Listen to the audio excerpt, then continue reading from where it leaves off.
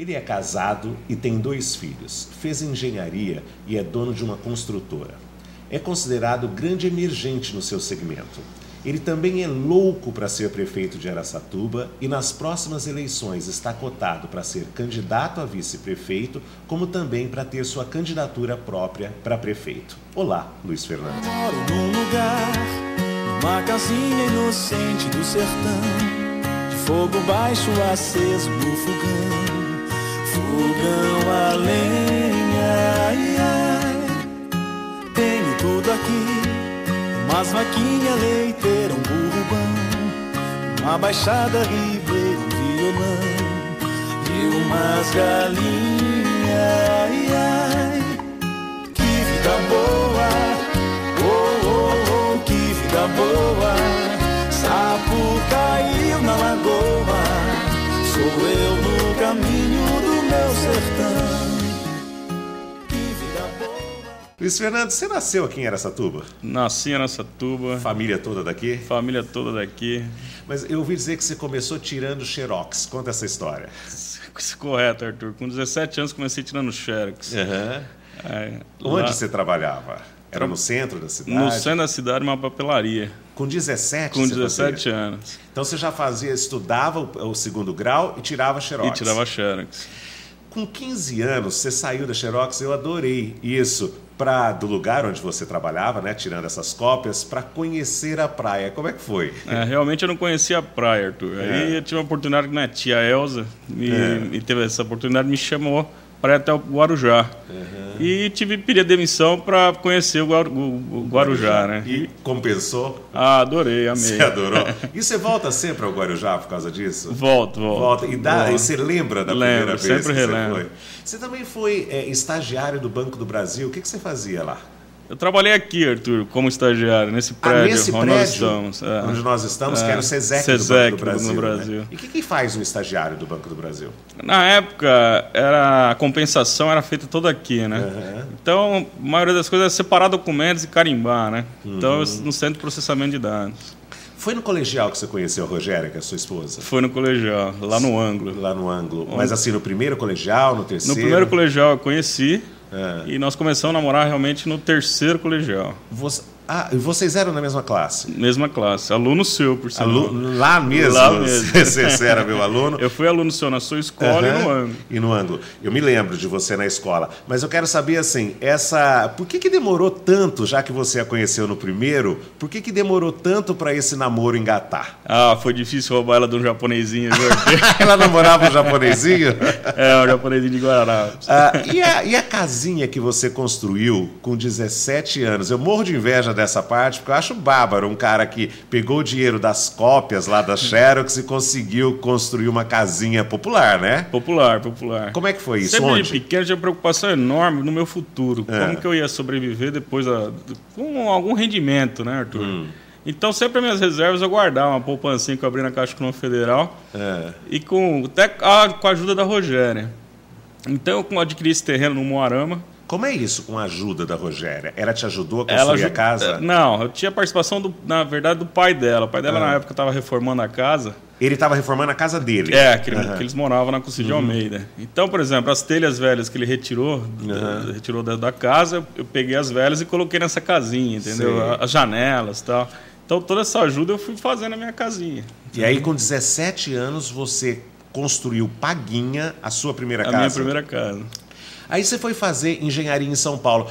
Houve, assim, uma dúvida, parece, entre fazer engenharia e direito ou não houve dúvida? Sim, houve. O meu pai, que eu sou apaixonado por ele, o Tuco, né? Ele sempre insistiu para que eu ficasse aqui e fizesse Toledo, o direito na Toledo, né? Para a gente ficar próximo, para não ter essa separação. E meu irmão, que já estava em São Paulo fazendo a faculdade de engenharia, ele me sugeriu que eu fosse para São Paulo fazer engenharia elétrica. Sei. E eu acabei passando no vestibular e optei por fazer civil já por esse vínculo dessa casinha, dessa habilidade que eu tinha aqui. Mas você era pluriapto, porque você tem esse seu lado meio político, que aliás nós vamos falar sobre isso, nós vamos descobrir se ele é pré-candidato a vice-prefeito ou a prefeito ou alguma coisa, em algum bloco a gente vai falar disso. Mas você sempre teve esse seu lado meio político, meio advogado, e realmente você ficou dividido entre ser advogado e ser engenheiro? Eu fiquei dividido em ficar próximo ao meu pai ou não ficar próximo ao meu pai. Realmente cortou meu coração de ir para São Paulo. Eu ouvi dizer que era uma choradeira na rodoviária quando você ia para São Paulo. Toda vez que eu vinha para cá era difícil voltar, viu, Arthur? Era difícil. Ficava minha mãe chorando, meu pai e minha namorada, Rogério. Eu imagino que você tenha ido pela primeira vez ver o mar aos 17 anos, como você disse. Então, imagino que conhecer a São Paulo no dia a dia, que é morar lá aos 17 anos, tenha sido um deslumbramento. Você aproveitou bastante de São Paulo, além da faculdade ou não? Nossa, Arthur, aquilo ali para mim foi conhecer o mundo, né? Porque sair daqui de Araçatuba, onde a minha rua, 1º de maio, era terra. Ah, era? Era terra, andava de bicicleta e chegar lá ver aquele mundo todo, para mim foi desvendar uma... E o cordão umbilical demorou para ser cortado? Demorou. Você vê, do dia que chegou a mudança, que meu pai levou lá numa perua Kombi, lá a mudança, foi o pior momento da minha... É mesmo? Meu desligamento. Do desligamento? Porque ali é que ficou materializado que ia haver a separação mesmo? Foi quando a Kombi chegou com o material? Foi quando chegou, meu pai viu que não tinha volta, que realmente ia ficar por lá. É verdade que você levantava uma grana sendo porteiro do seu prédio para ajudar seu pai? Sim, Arthur, Como era isso? Você já estudava, né? Estudava. Você não foi fazer cursinho lá, você já chegou e entrou na faculdade direto? Direto para a faculdade. Direto para a faculdade. Aí eu fazia estágio durante o dia, né?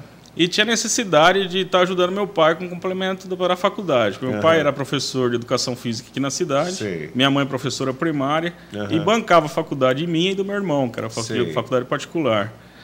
E para complementar essa ajuda, eu buscava esse bico de porteiro noturno. Então, mas aí o seu porteiro, você era porteiro do seu próprio prédio ou de outros? Não, do meu próprio prédio. Eu fiquei muito amigo com o zelador, né, e com o síndico.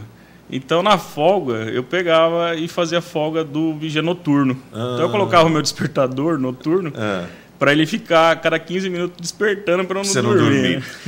Você fez estágio, foi remunerado nessa época? Você já fazia estágio remunerado? Foi, estágio remunerado. Foi na Peckelmann Engenharia? Peckelmann Engenharia. E ela é famosa por trabalhar com mercado de luxo. De alto padrão. De alto padrão, né? Grandes apartamentos. Você construiu apartamentos ou casas para gente importante? Sim, Arthur. Ela sempre atuou assim, alto padrão na região de Perdizes, Itaim-Bibi. Nós fizemos prédios para o dono da Coca-Cola, para o Oscar Maroni, para o dono da Zelo, para a Alcoa. Para um monte de gente. E não é interessante essa contradição? Quer dizer, você começou trabalhando para o alto padrão e agora o seu carro-chefe é a Casa Popular. É a Casa Popular. Mas você ganhava dinheiro também com outras atividades. Você fazia muitos bicos, né, para se manter lá. Fala um pouco das outras. Tinha uma história de virar madrugada reformando carro, né? Como é que era? No final de semana, eu tinha um cunhado que tinha uma oficina mecânica na Praça Dom Pedro. E ele fazia manutenções de carros e tal. Então ele comprava carro, reformava e vendia no final de semana no feirão. E você era sócio dele nisso? Não, eu entrava em alguns casos, eu entrava com participação, né? E de sábado e domingo eu ficava trabalhando com ele na oficina e reformava e depois vendia. Em 95 você se casou. E aí a sua mulher, que era, acho que gerente do Banco Real aqui em Araçatuba, foi ser gerente também lá na Paulista, em São Paulo? Não? Ela era gerente aqui, devido ao nosso casamento, ela teve que pedir transferência. E ela foi transferida para a agência da Avenida Paulista como gerente. Como gerente mesmo. E tudo por amor? Tudo por amor. Tudo por amor. Graças a Deus. Fora, você ficou, depois de terminar a faculdade, você ficou 13 anos em São Paulo. Por que é que você voltou para Araçatuba em 2001? Desde o momento que eu parti para São Paulo, Arthur, eu tinha na minha cabeça que um dia eu voltaria para cá para criar meus filhos, né? E então eu já fui com o objetivo de voltar para cá para realizar e criar meus filhos aqui em Araçatuba. A Rogéria também sempre quis voltar? Sempre quis voltar. Sempre quis voltar. Você acha que abriu a Lome com outro nome, com um sócio? Você abriu em São Paulo ou aqui? Como é que foi esse começo? Foi 2001? Em 2000. 2000. Em 2000. Uhum. A Lome foi aberta em abril de 2000. Sei. Nós abrimos em São Paulo, nós abrimos num porta-mala de um Uno. Ah, é? Nós começamos a vida da Lome num Como porta-mala. é isso no porta-mala do Uno? Conta mais. Nós começamos pegando reforma em apartamentos e escritórios lá em São Paulo e não tínhamos ainda o local, né, alugado.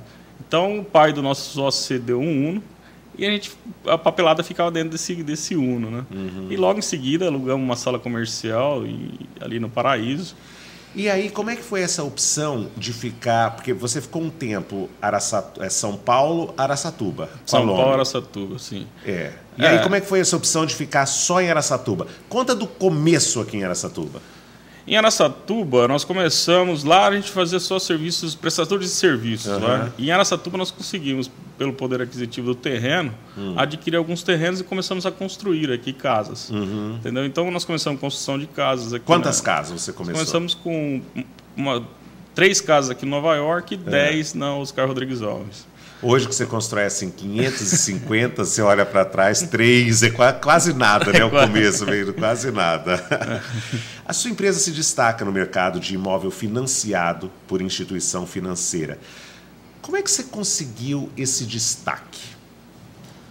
Arthur, eu consegui, através de passar para o mutuário, realmente que o financiamento é um meio... O melhor de se adquirir um imóvel, entendeu? Porque antes existia um trauma da população do financiamento bancário, do saldo devedor. Mas não era trauma, era porque era muito ruim mesmo. Era muito ruim, realmente, era ruim. E hoje, com o programa Minha Casa Minha Vida, isso se tornou totalmente acessível e viável, né? Fala-se muito em programa Minha Casa Minha Vida. Eu adoro esse título, o nome do programa. O que é o programa Minha Casa Minha Vida? Nada mais é, Arthur, que facilitar o crédito ao mutuário, entendeu? Hoje, a pessoa que queira adquirir um imóvel, ela só vai para o agente financeiro, que é o banco, assinar o contrato. Ela faz tudo na minha construtora, entendeu? Sei. Então, e hoje, composição de renda é muito mais fácil. Mas aumentou o prazo para pagar? Prazo de pagamento aumentou. Diminuiu os juros? Juros diminuiu. Comprovação de renda facilitou. Então, quer dizer, facilitou o crédito a quem precisa. Eu sei que você não precisa mais financiar imóvel para uso próprio. Mas hoje, eu quero saber isso. Você, se precisasse, compraria um imóvel financiado pelo Minha Casa Minha Vida? Eu tenho um imóvel financiado e adoro um carnezinho. Você adora um carnezinho? O que é que... Bom, primeiro você falou então que você tem um imóvel financiado. Eu quero saber se é pelo Minha Casa Minha Vida, o seu imóvel ou não? Por causa do valor do imóvel. Né? Por causa do valor. E mesmo assim compensa? Compensa. E aquela história de que quem não tem renda nenhuma paga só R$50 por mês. Assim, você consegue financiar nesse programa Minha Casa Minha Vida? É um programa, é isso que fala? Isso. Um imóvel sem comprovar que você ganha 1 centavo? Isso é uma maravilha, né? O governo federal, o Ministério das Cidades, a renda de 0 a 3 salários mínimos. Quem não ganha nada, não tem renda nenhuma, ele vai pagar R$50 por mês. Num período de 10 anos, ele tem a casa quitada. Aí a casa é dele? Mas é óbvio que ele não quitou essa casa. E aí quem está pagando isso? Nós? Nós. Nós. Talvez seja justo, né? Justo. Das 2.000 casas foram feitas por esse programa aqui em Araçatuba. Quantas foram feitas por você? 1.500 casas. Meu Deus, tudo isso? Graças a Deus, Arthur. Mas por que você conseguiu pegar essa fatia tão grande? Ninguém se interessou ou você foi mais rápido que os outros? Eu fui mais rápido, Arthur. Fui mais rápido e até mesmo porque eu já estava dentro da Caixa Econômica Federal e já desenvolvi alguns projetos dentro da Caixa. Você também faz casas populares na região, não só aqui em Araçatuba. Me dê números. Nós estamos na região toda, Arthur. Nós estamos em Mirandópolis com 350 casas, nós estamos em Dracenas com 270, agora vamos assinar essa semana em Assis com 570 casas. Tá bom. Em Birigui, 1.100. Tá bom. Vem alguma novidade para o projeto Minha Casa Minha Vida para Araçatuba? Tem. Nós estamos iniciando essa semana a seleção para a entrega do residencial Beatriz, 472 unidades. Onde é isso?